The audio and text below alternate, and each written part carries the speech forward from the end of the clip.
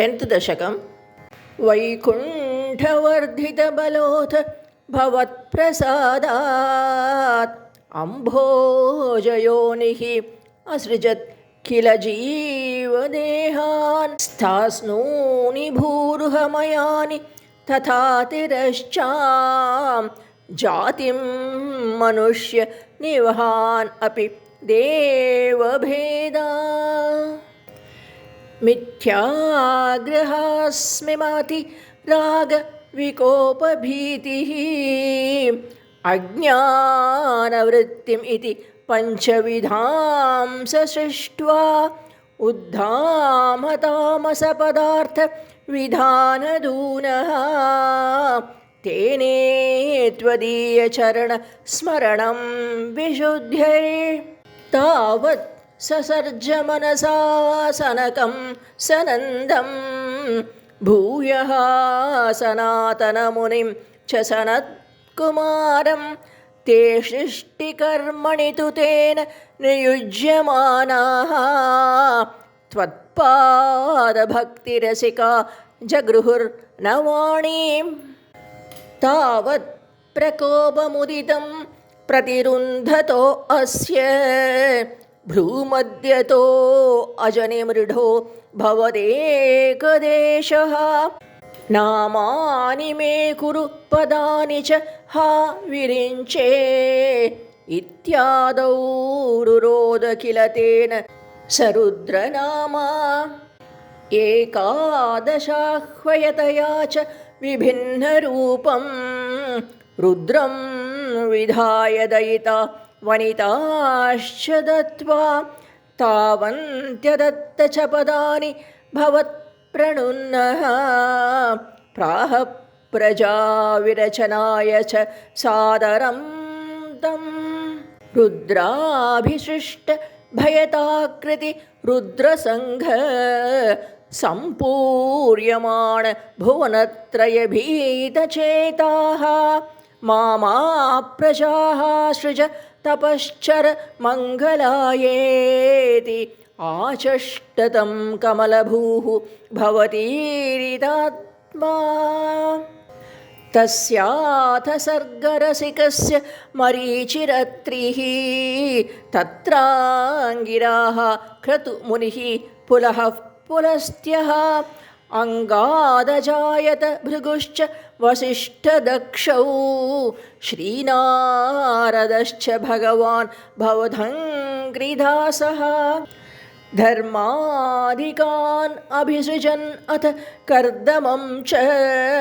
वाणीं विधाय विधिरङ्गज सङ्कुलोऽभूत् त्वद्बोधितैः सनकदक्ष मुखैस्तनूजैः उद्बोधितश्च विरराम तमो विमुञ्च वेदान् पुराणनिवहान् अपि सर्वविद्याः कुर्वन् निजानन गणाश्चतुराननासौ पुत्रेषु तेषु विनिधाय स सर्गवृद्धिम्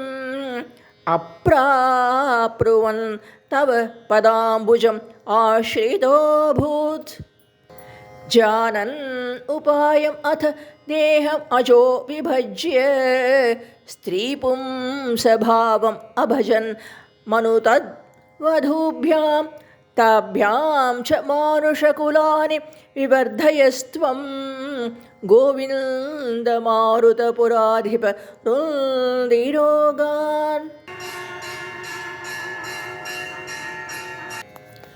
11th दशकं क्रमेण सर्गे परिवर्धमाने कदापि दिव्याः सनकादयस्ते भवत् विलोकाय विकुण्ठलोकं प्रपेदिरे मारुत मन्दिरेश मनोज्ञनैश्रेयसकाननाद्यैः अनेकवापि मणिमन्दिरैश्च अनोपमं तं भवतो निकेतं मुनीश्वराः प्रापुरतीतकक्ष्याः भवद्दिऋक्षून् भवनं विवीक्षून् द्वारस्थौ जयस्थान् विजयोऽप्यरुन्धान् तेषां च चित्ते पदमापकोपः सर्वं भवत्प्रेरणयैव भूमा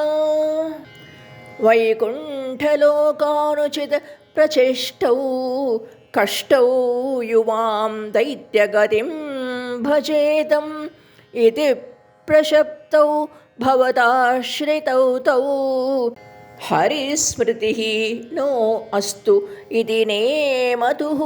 तान् तदेतदज्ञाय भवानवाप्तः सहैव लक्ष्म्या बहिरम्बुजाक्ष खगेश्वरां सार्पित चारुबाहुः आनन्दयंस्तान् अभिराममूर्त्या प्रसाद्य गीर्भिः स्तुवतो मुनीन्द्रान् अनन्यनाथावथ पार्षदौ तौ संरम्भयोगेन भवस्त्रिभिर्माम् उपेतम् इत्त्वात्तकृतं न्यगादेः त्वदीयभृत्यावथ कश्यपात्तौ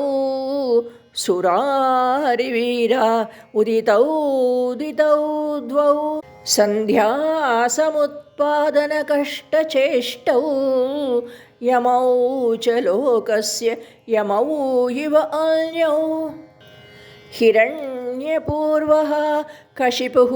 किलैकः परो हिरण्याक्ष इति प्रतीतः उभौ भवन्नाथम् अशेषलोकं रुषानिरुन्धां निजवासनान्धौ तयोर्हिरण्याक्ष महासुरेन्द्रो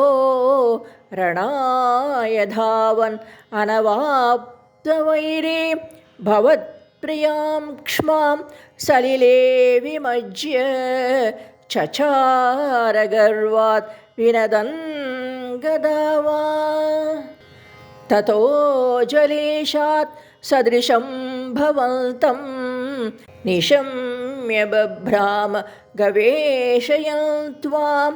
भक्तैकदृश्यः स कृपानिधे त्वं निरुन्धिरोगान्